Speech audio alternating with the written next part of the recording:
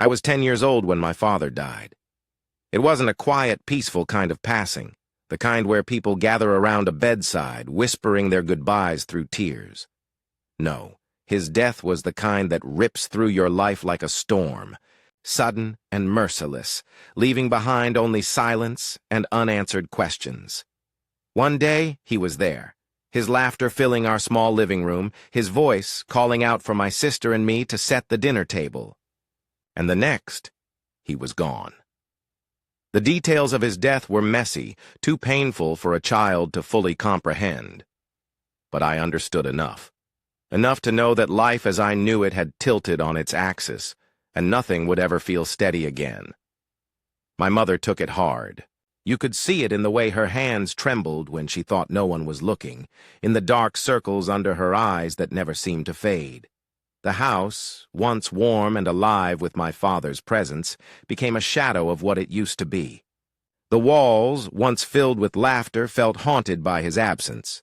And then one morning my mother sat us down at the kitchen table, the same table where my father used to drink his morning coffee, and told us she was leaving. "It's just for a little while," she said, her voice steady, but her hands betraying her with their slight tremble. "I need some time to heal, to find some peace." I nodded. I believed her. But a little while turned into forever. She left us, in the care of family friends, Mr. and Mrs. Nelson, kind people who did their best to make us feel at home. But it was never truly home. At night I would lie in bed, staring at the unfamiliar ceiling, wondering if I had done something wrong. What if I had been quieter, less of a hassle? What if I hadn't reminded her so much of Dad? Would she have stayed? Those thoughts followed me into adulthood, shaping the kind of father I became. I vowed never to let my own children feel that kind of emptiness, that quiet ache of wondering why they weren't enough to make someone stay. I kept that promise. Until my past came knocking on my door. I met my wife in college, during an early morning economics class that neither of us wanted to be in. She was the kind of person who made even dull moments feel alive. She sat next to me on the first day, and I noticed the way she took notes. Quick, precise, almost artistic.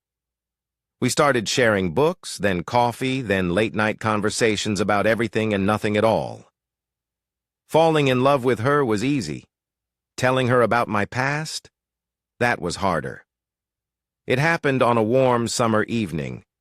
We were sitting in a small park near campus watching the sunset paint the sky in strokes of orange and gold.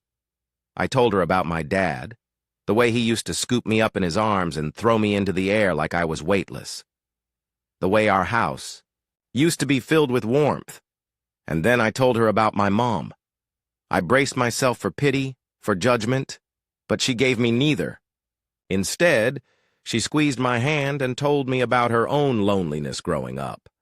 How losing her parents at a young age left a void she never quite figured out how to fill. That night, I knew she wasn't just my partner. She was my home.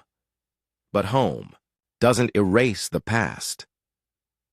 Even though my wife never said it outright, I could feel her quiet resentment toward my mother. It wasn't out of cruelty, it was out of protectiveness.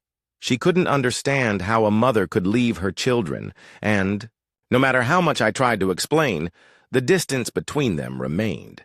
Years passed. We got married, had 2 wonderful children, built a life together. My mother, after decades of absence, reappeared. She wanted to be a grandmother. She wanted to be part of my life again. So when the time came for a trip back to my home country, I took the kids with me. My wife couldn't come, work obligations, but I could tell there was a part of her that was relieved to stay behind. At first, everything went well.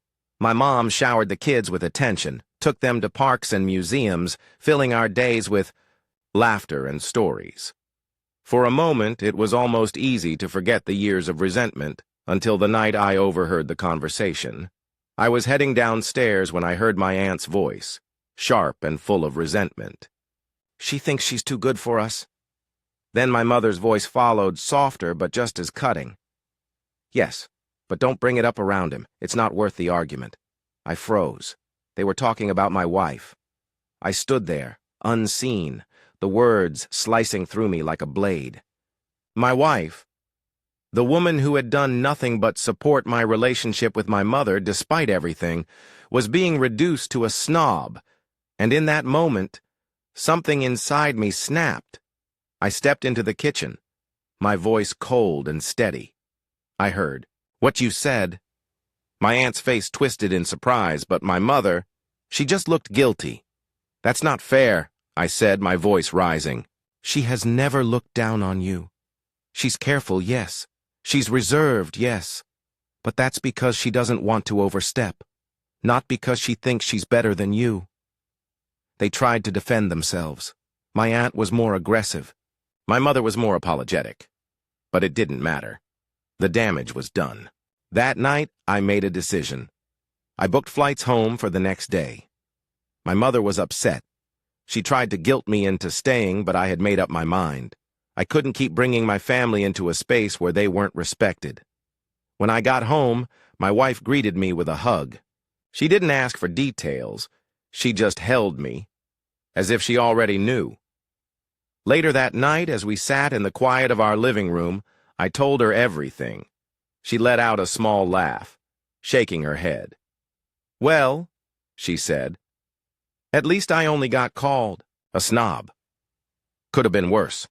I reached for her hand, squeezing it tight. "I defended you."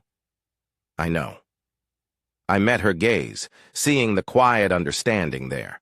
"I won't put you through that again." And I meant it. Months have passed since that visit.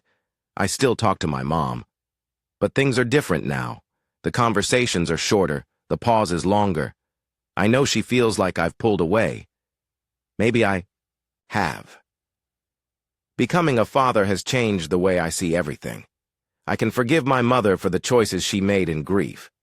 But I can't ignore the impact they had. I won't let history repeat itself.